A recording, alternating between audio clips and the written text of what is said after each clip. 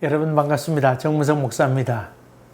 귀한 주일을 맞게 되는데 하나님의 은혜가 여러분과 가정에 충만하기를 주의 이름으로 간절히 기원합니다. 기도하겠습니다. 은혜로우신 주님 감사합니다. 귀한 주일을 맞는데 우리의 심령이 정화되고 이 예배를 통해서 주님 만남이 있게 하여 주시고 또 하나님의 임재하심을 느끼는 시간 되게 하옵소서. 예수님 이름으로 기도하옵나이다. 아멘. 오늘 우리에게 주신 하나님의 말씀은 마태복음 23장 29절에서 36절까지 말씀입니다. 제가 봉독합니다. 화 있을진저 외식하는 서기관들과 바리새인들이여, 너희는 선지자들의 무덤을 만들고 의인들의 비석을 꾸미며 이르되, 만일 우리가 조상 때에 있었더라면 우리는 그들이 선지자의 피를 흘리는데 참여하지 아니하였으리라 하니, 그러면 너희가 선지자를 죽인 자의 자손임을 스스로 증명함이로다. 너희가 너희 조상의 분량을 채우라. 뱀들아, 독사의 새끼들아, 너희가 어떻게 지옥의 판결을 피하겠느냐?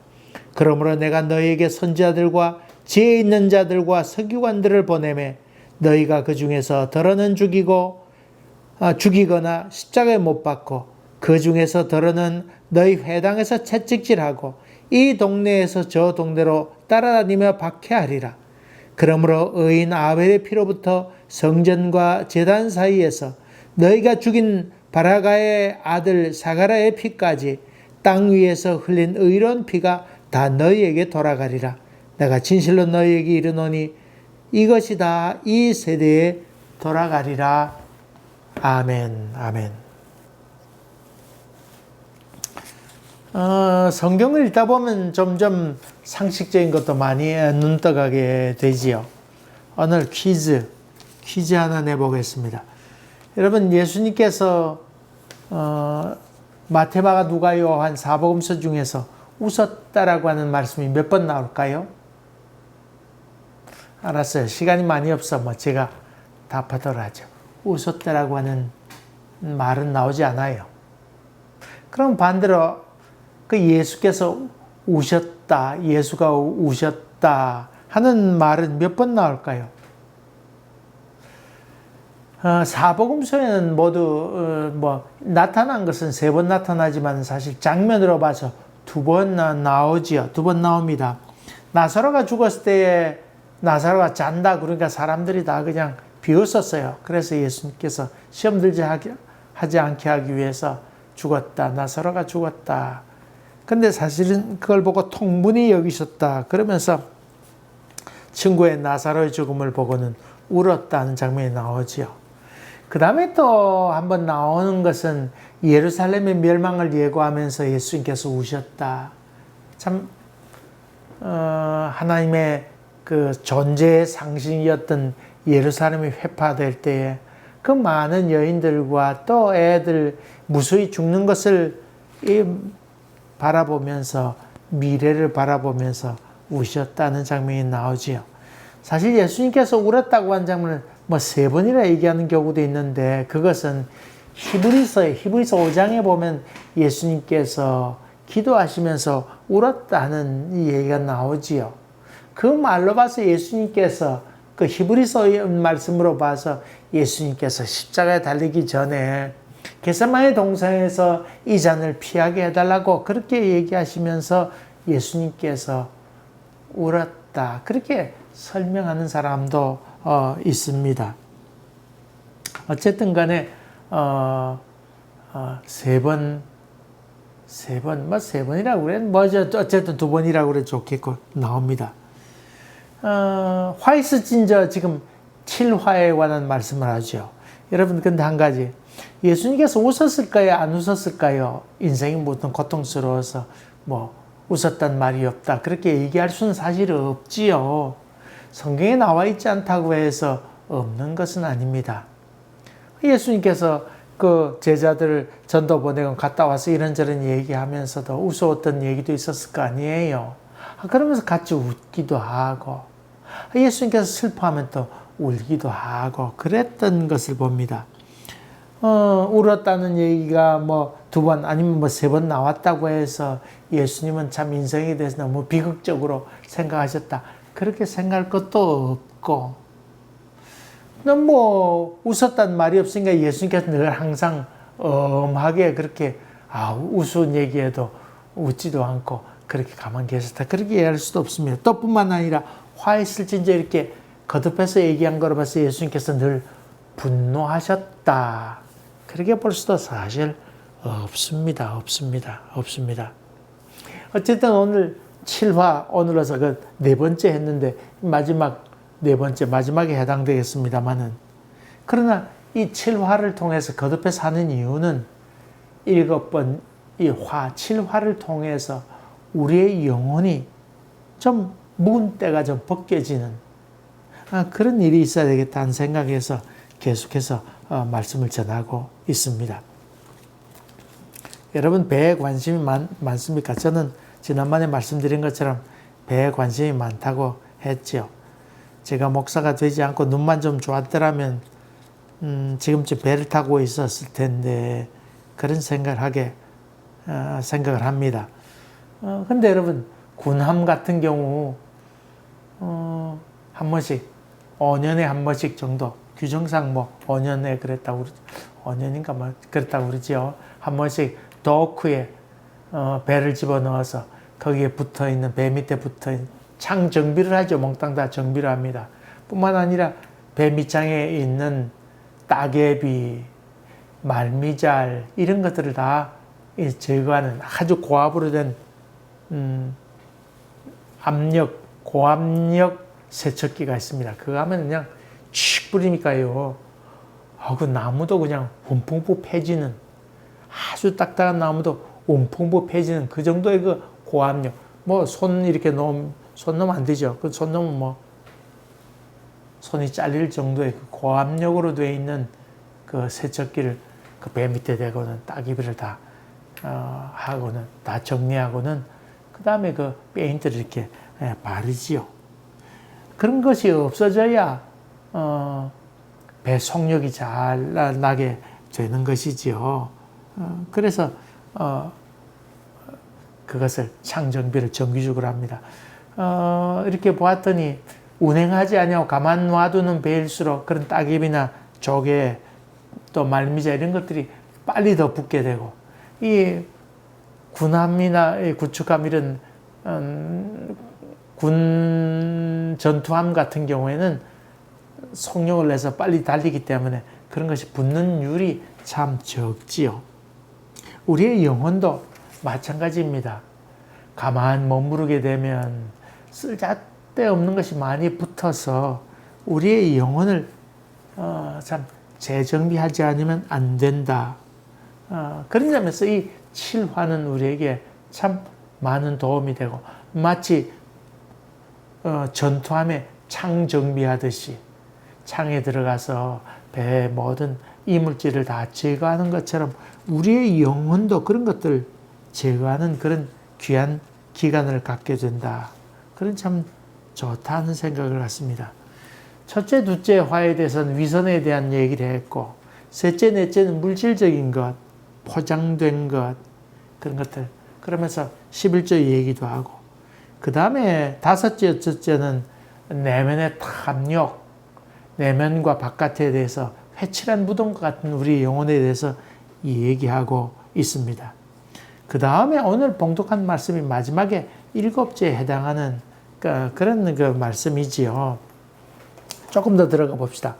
바리새인과 서기관들을 향하여 얘기합니다. 너희들이 선자의 무덤과 그의 선자들의 비석을 꾸미는 일에는 열심이지 않느냐. 그러면서 너희들이 하는 말은, 만약 우리 조상 때 우리가 거기 있었더라면 피 흘리는데 우리가 참여하지 않았을 텐데, 그렇게 얘기한단 말이죠. 너희가 그러지 않느냐. 그러면서 예수님께서 그 말을 얘기하면서, 너희가 그렇게 말하는 것 보니까 선지자들의 죽인 후손은 맞긴 맞는구나. 우리 조상 때에 그랬는데 우리는 그렇게 하지 않았을 거라 그렇게 얘기하는 거로 봐서 너희 후손이긴 후손이구나. 그걸 증명한다. 그렇게 얘기하면서 그러면 너희 조상의 분량을 채우라.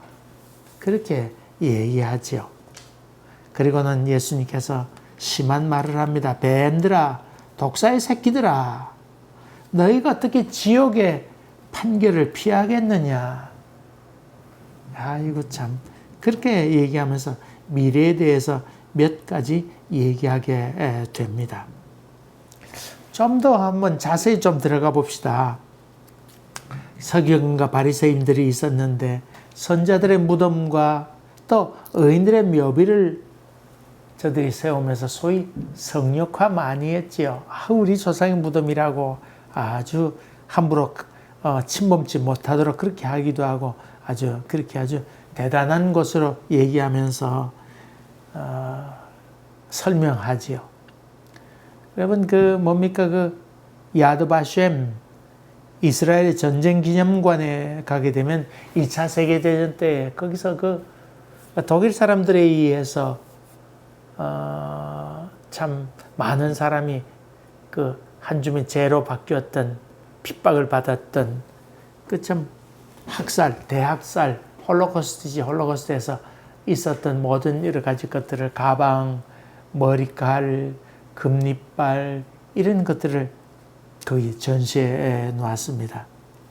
참 거기다가 인간을 짜가지고 인간을 죽인 다음에 거기서 나오는 기름으로 만든 비누까지도 거기에 이제 전시해 놓았습니다. 여러분 관광객들이 많은 관광객들이 들어가게 되는데 그때 들어갈 때 많은 사람이 나올 땐 다 눈물 흘리고 나오지요. 안 울 수가 없습니다. 참 인간이 어떻게 그럴 수 있는가. 그리고 유대인들이 얼마나 고통받았는가. 그걸 보면서 안 울고 나온다. 수건꺼내서 다 눈물 흘리면서 나오는데 근데 그렇지만은 유대인들은 거기 나오면서 눈물을 흘리지 않습니다. 절대 눈물을 흘리지 않습니다. 거기에 망각하는 백성은 망한다. 거기에 그런 말, 마지막에 나오는 출구에는 망각하는 백성은 망한다. 아이고. 또 거기에 유대인들이 자주 쓰는 말이 있지요. 용서는 하라. 그러나 잊지는 말라. 여러분 용서했으면 또 잊어버려야 될 거 아니에요. 기독교적인 의미하고는 조금 더 좀 차이가 있다고 봅니다. 물론 개인적인 그런 윤리와 사회적인 윤리는 좀 다르지요. 달라서 개인적인 일에 대해서는 잊어버릴 수 있지만은 그러나 우리 민족에게 행한 일들에 대해서는 잊어버려서는 안 된다. 이런 윤리의 차이점은 분명히 있습니다. 또 어떤 사람은 용서 못하는 사람도 있잖아요. 내가 용서했으니까 남도 용서해라. 그건 말이 안 되잖아요. 그런 점에서 공동체 아니면 사회적인 어떤 윤리, 전체적인 이런 윤리는 좀 다르다고 볼 수 있습니다. 그런 점에서 잊어서는 되지 않지요. 어쨌든 이런 망각하지 않으려고 하는 이런 생각들 때문에 역사의식이 나오게 되고 이런 것들을 신앙에 접목시켜 가지고는 유대인들이 그것을 자꾸 얘기했죠. 여러분 태평양 전쟁 때에 우리 한국 사람들이 조선 사람들이 얼마나 많이 거기 전쟁에 참여했고 또 뿐만 아니라 또 위안부 같은 경우 참 많이 동남아까지 가서 참 고통을 많이 받았지요. 근데 이해할 수 없는 것 중에 하나는 왜 위안부들의 일본 놈들의 만행에 대해서 우리 한국하고 중국은 좀 그랬습니다만 아시아에 있는 국가들이 다 정복을 당했는데 왜 침묵하는 것일까? 왜 그렇게 얘기하면 다들 나서서 얘기하지 않는 것일까? 그런 생각을 종종 하게 됩니다. 첫째로는 일본 놈들이 이제 생각하기를 그 한국 사람을 그 2등 국민으로서 자기들 1등 국민이고 한국인들이 2등 국민이고 중국 사람은 3등 국민으로 생각해서 아주 차별도 많이 했으면 돼지 취급을 많이 했다고 하는 말씀 지난번에 드렸습니다. 또 뿐만 아니라 일본 사람들은 그 허리띠 밑에 일에 대해서는 말하지 마라 이런 그 개념들이 있죠. 그러니까 성적으로 그런 일을 행하는 것에 대해서 저들은 죄의식이 도무지 없습니다. 도무지 없습니다. 그러니까 거기에 대해서 잘못했다고 생각지도 않는 것이지요. 참 그런 성적인 문화가 참 깊이 문제인데, 근데 그 왜 아시아에 있는 국가들이 거기에 대해서 동조하지 않는가? 거기에 대해서 6.25 전쟁 이후에 일본이 돈을 많이 벌었잖아요. 대동아 전쟁, 다시 말하면 태평양 전쟁을 일으키고 나면 패배하잖아요. 황폐게 됩니다. 그러나 그의 6.25 전쟁으로 인해서 경제가 회복돼서 아주 결정적인 찬스를 얻게 돼서 회복하게 되는데, 그때 벌었던 많은 돈으로 아시아에 많은 회사들을 많이 뿌리면서 회사를 많이 세우고 건설했습니다. 또 아시아의 사람들이 가졌던 개념 가운데 하나는 영국, 프랑스, 또 네덜란드, 스페인 이런 나라들이 아시아를 점령해서 식민지 만들었었는데, 일본이 들어오면서 그 영국이나 이런 나라도 다 전쟁에서 패배시켰죠. 대동아 전쟁 일으키면서. 그러니까 아시아에 있는 사람들은 처음에는 어떤 생각을 가졌냐면, 일본이 우리를 해방시켰구나, 그런 생각을 하게 되지요. 세월이 점점 많이 흘러서 이제 그 일본이 그 많은 회사를 세우고 났지만 자기들에게 기술 발전이나 이런 것들에 대해서는 도무지 하지 않았다고 하는 걸 생각하게 될 때, 이제서 조금 눈뜨게 되어서 한국 기업들을 받아들이고 일본 기업들을 많이 몰아내는 그런 상황 가운데 있습니다. 또 아시아에 있는 여러 국가들이 어떤 생각을 갖고 있느냐, 제가 이렇게 거기에 대해서 의아해서 찾아보니까, 근데 이렇습니다. 일본 사람들의 만행에 대해서 그때 일들에 대해서 우리가 용서한다. 지금은 새로운 마음으로 저들을 받아들인다. 형제처럼 받아들인다. 이런 얘기를 하게 됐죠. 용서에 관한 얘기를 했습니다. 근데 스리랑카에 있는 그 총리가 외무대사인가 총리가 유엔에 와서 그런 연설을 합니다. 그러면서 전쟁 이후에 일본을 받아들인다고 하는 얘기를 하게 되자 유엔에서는 아주 박수를 칩니다. 저게 화해의 상징이다. 그렇게 얘기하면서 아주 박수를 보내게 되지요. 근데 대부분 월남도 그렇고 그때는 그때고 지금 이렇게 사이좋게 지내면 됐지, 이런 생각을 하게 되니까 쉽게 저들은 망각합니다. 근데 우리 한국 사람 같은 경우 그건 그렇지 않습니다. 한국 사람은 지금 일본이 잘해주더라도 지금 잘해주는 건 잘해준 거, 그때는 그건 아니지, 이런 생각이 한국 사람에게도 많이 있어요. 그때는 구일해야 돼. 지금은 지금이지만 그때 그것은 잘못됐잖아. 그런 점에서 우리 한국 사람은 도저히 그것을 잊지 않는 거죠. 또 기억하려고 애쓰게 되지요. 유대인들도 마찬가지입니다. 유대인들도 많이 비슷합니다. 여러분, 저는 그 한국이 이렇게 발전하게 된 이유 가운데 하나는 바로 과거에 대해서 마음에 잊지 않는 것. 그것이 지금 발전의 힘이 되었다. 옛날 핍박받았던 것, 옛날에 억울하게 살았던 것 잊지 않고 있는 것, 이를 악물고라도 내 때가 올 것이라고 생각하는 것, 이런 것들이 유대인하고 한국 사람하고 거의 비슷합니다. 거의 비슷합니다. 그래서 유대인들이 생각하거든,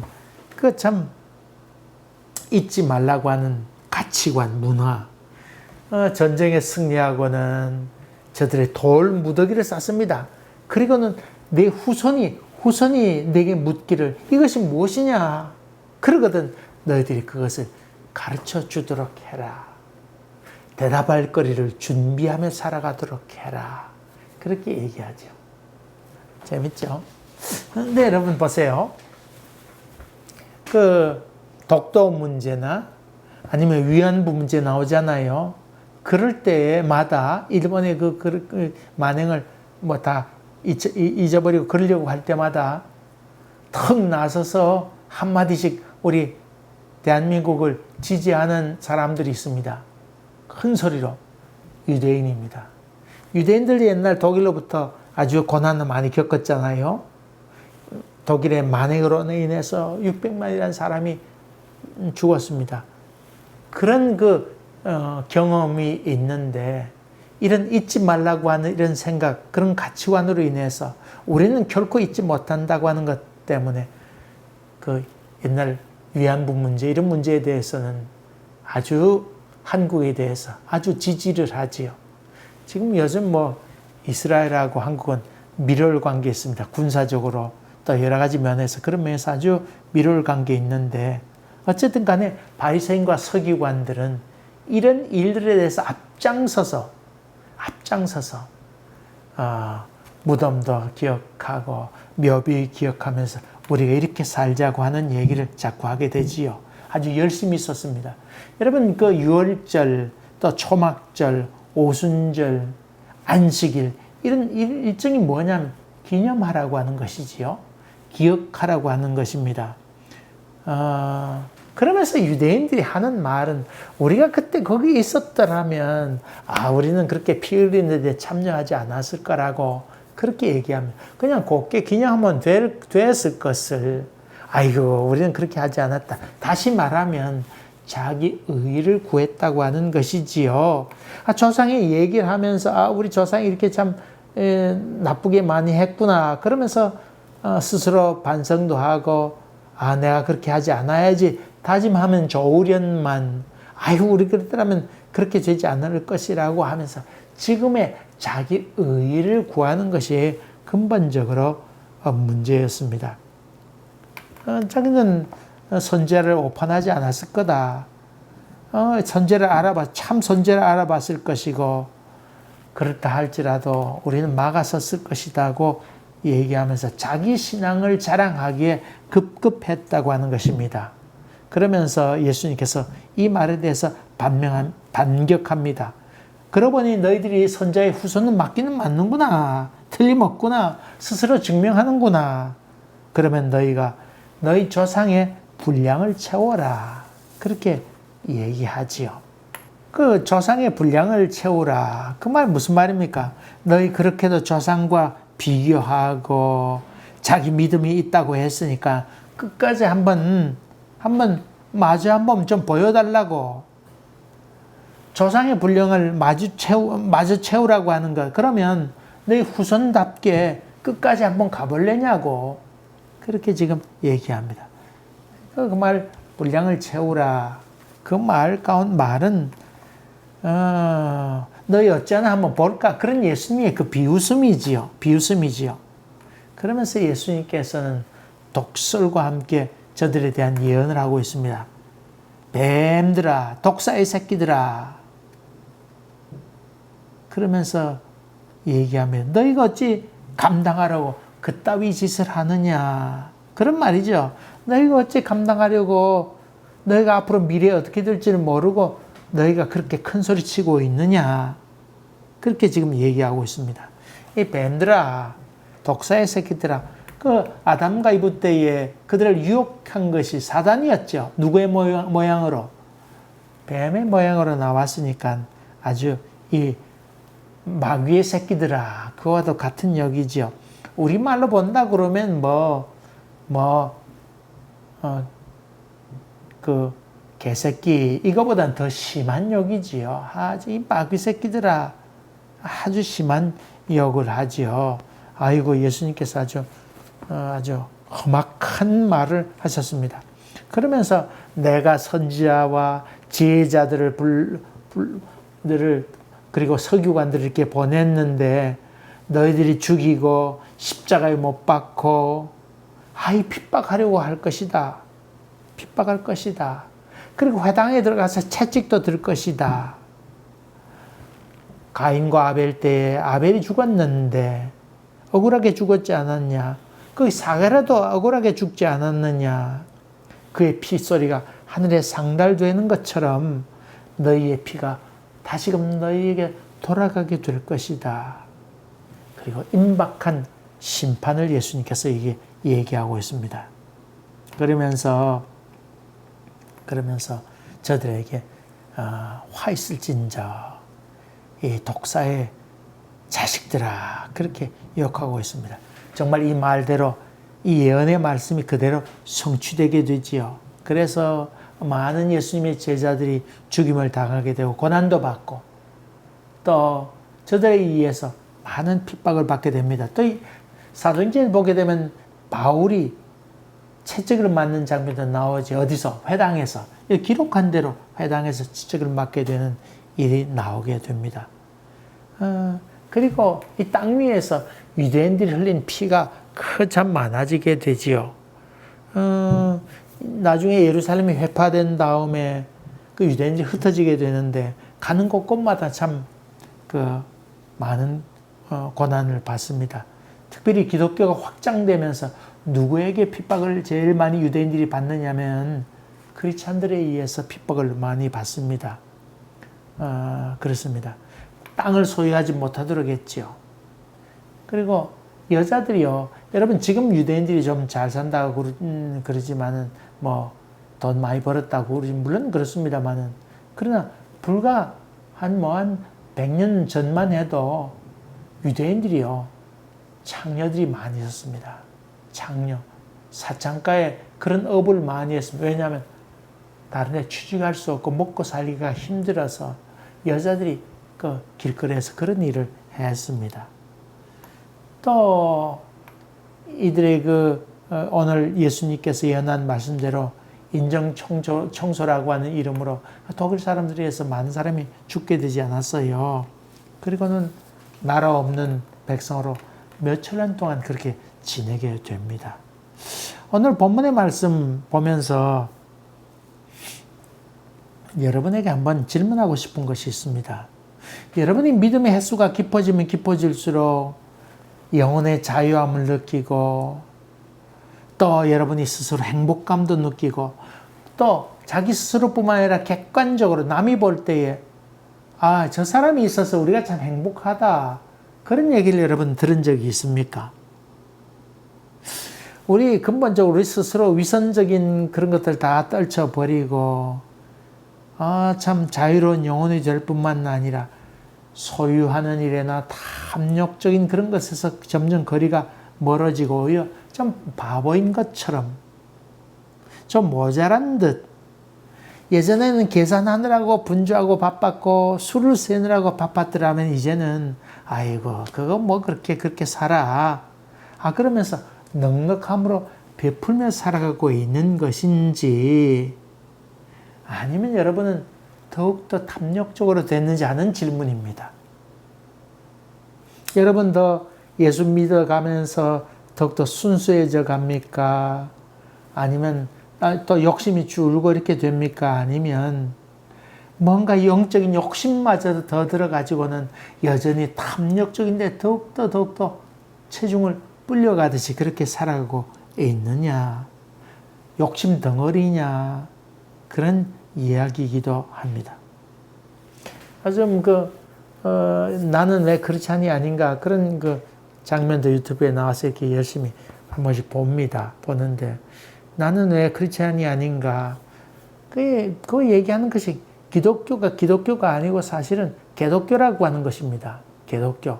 그러니까 자기 주변에 있는 사람들 물론 어머니도 예수 믿고 그런 사람 많이 있죠. 많이 있는데도 자기는 믿지 않는다는 겁니다. 왜냐?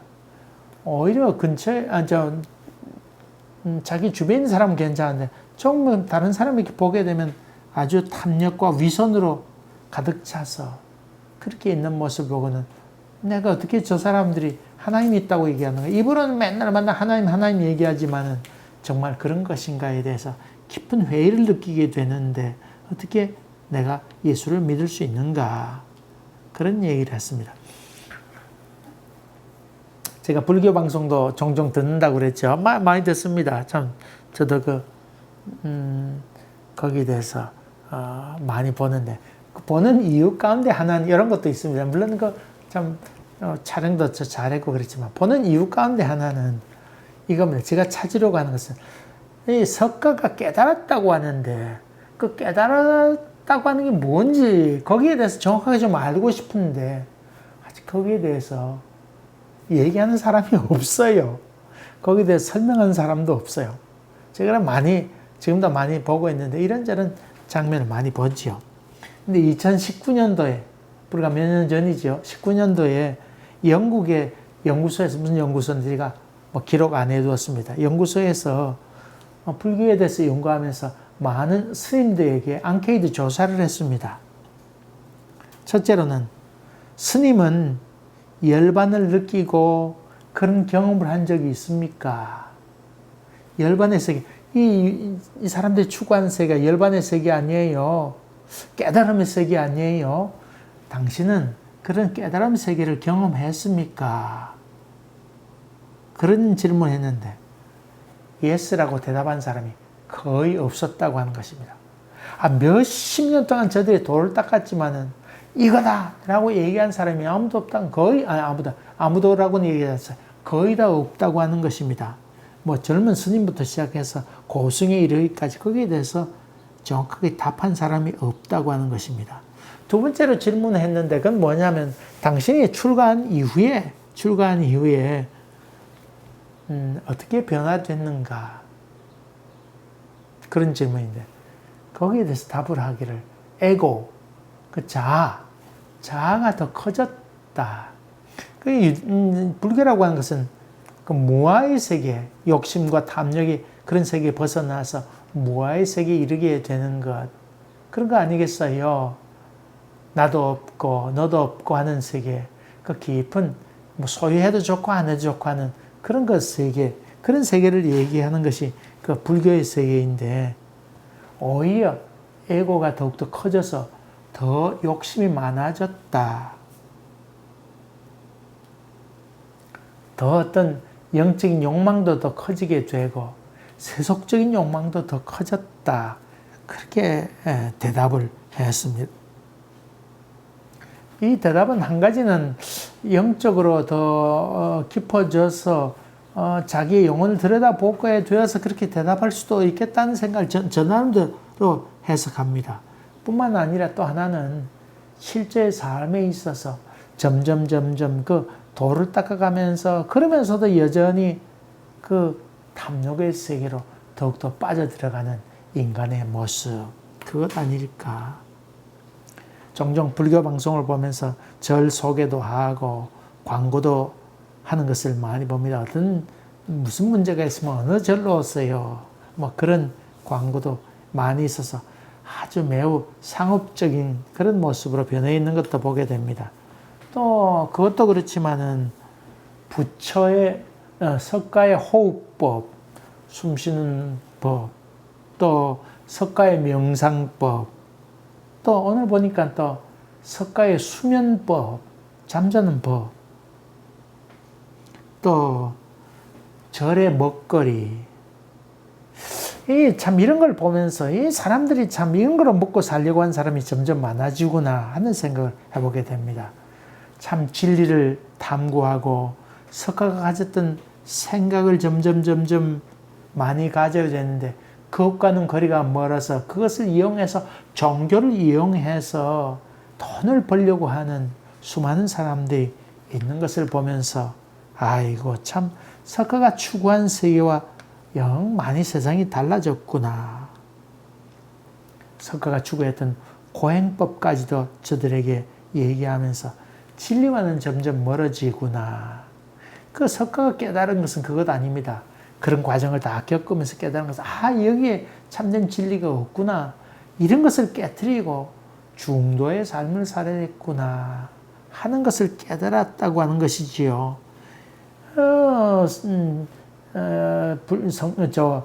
절에 간다고 하지만은 점점 마음 가운데 공허함만 가득 차서 그런 어떤 돈 벌 궁리만 하는 그런 사람들을 바라보게 할 때 석가가 얼마나 슬퍼할까. 그렇다고 기독교도 다르지 않습니다. 슬픈 예수, 슬픈 예수. 차 뒤에는 예수 믿는다고 하는 표시로 물고기 마크를 쭉 달고, 또 차 안에는 모가 열매 있잖아요. 모가 향기 나라고 모가 넣고는 거기에 먼지 덮인 성경책 턱 넣고는 금박으로 된 성경 넣고는 차는 달립니다만은, 또 예수는 당신을 사랑합니다 그런 스티커까지 붙이고 있습니다만은, 자동차 달리다 보면 그런 차들이 갑자기 끼어들기 해가지고는 교통을 혼란스럽게 하는 경우도 얼마나 많이 보게 됩니까?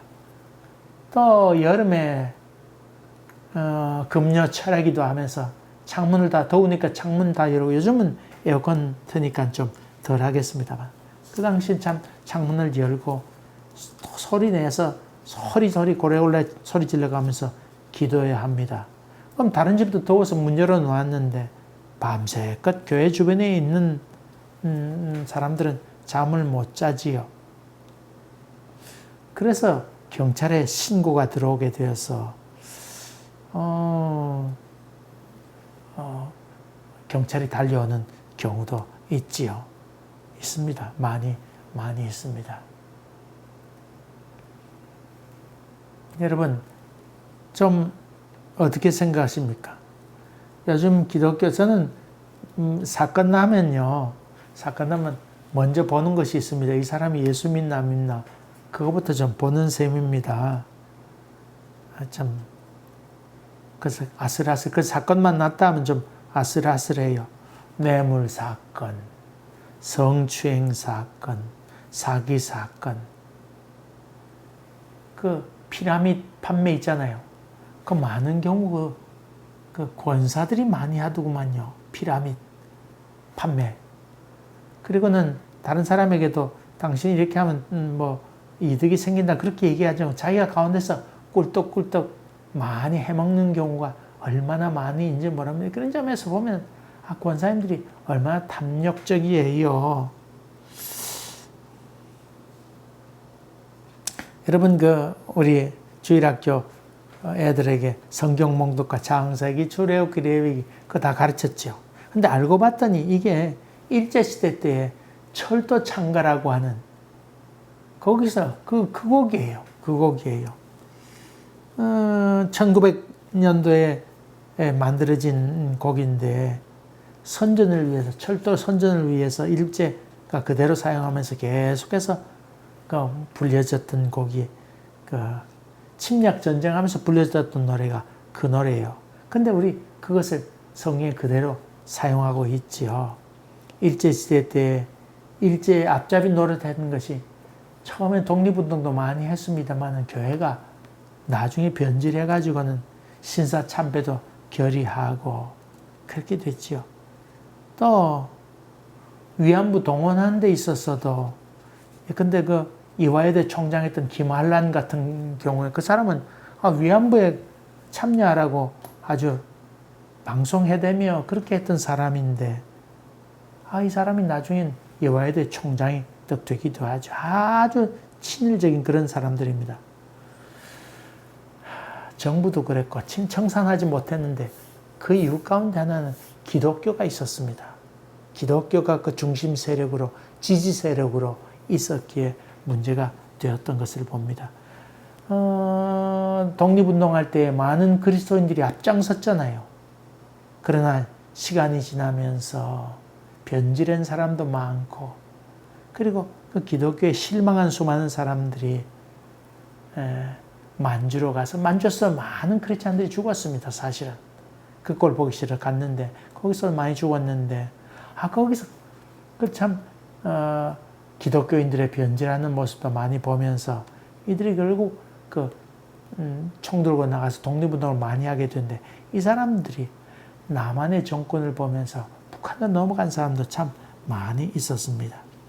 이런 것들도 우리 기독교가 참 부끄러운 그 기독교 역사가 많이 있는데, 이런 그 영혼의 잡초 같은 것을 제거하는 것이 얼마나 중요한 일입니까? 아모스는 너희 묵은 땅을 기경하라고 그렇게 말하고 있습니다.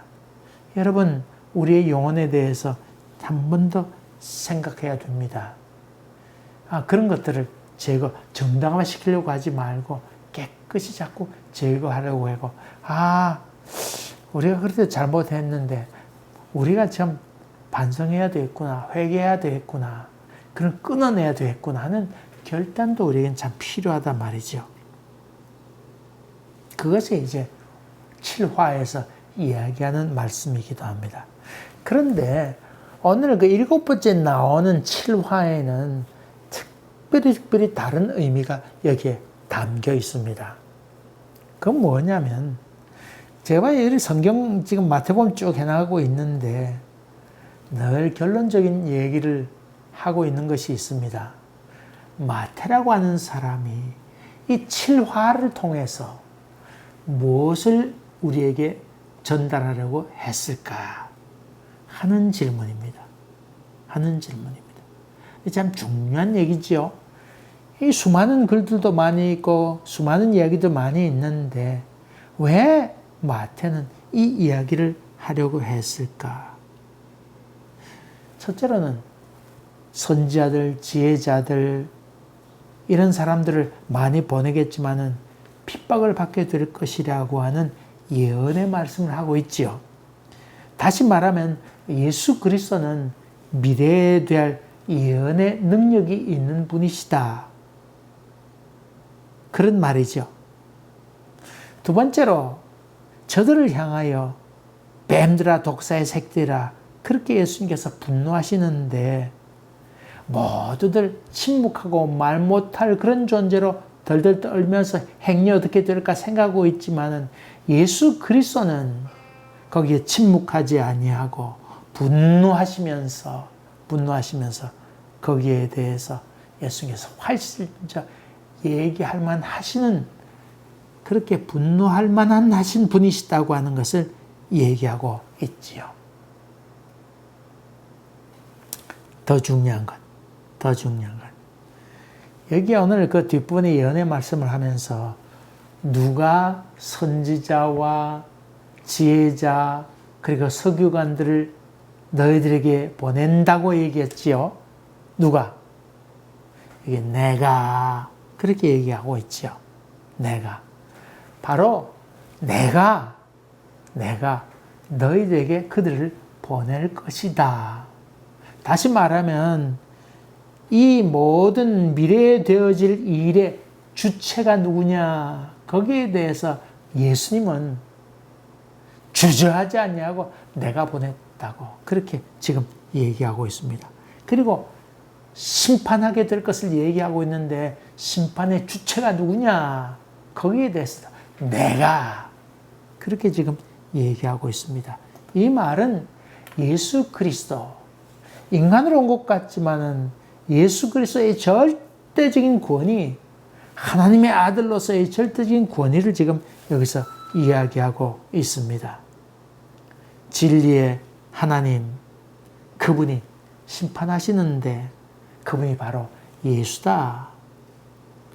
예수는 도무지 거짓, 그리고 탐욕, 위선, 그걸 참아보지 못해서 결국은 마찰이 일어나게 돼서 분노할 수밖에 없는데, 이런 일들에 대해서 예수님께서는 가만히 용납하지 못하고 저들을 향하여 공격했다. 그리고 그분이야말로 우리 모든 심판의 주체이시다.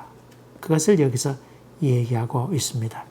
예수는 거짓과 위선에 분노하고 심판하시는 그런 주님이시다.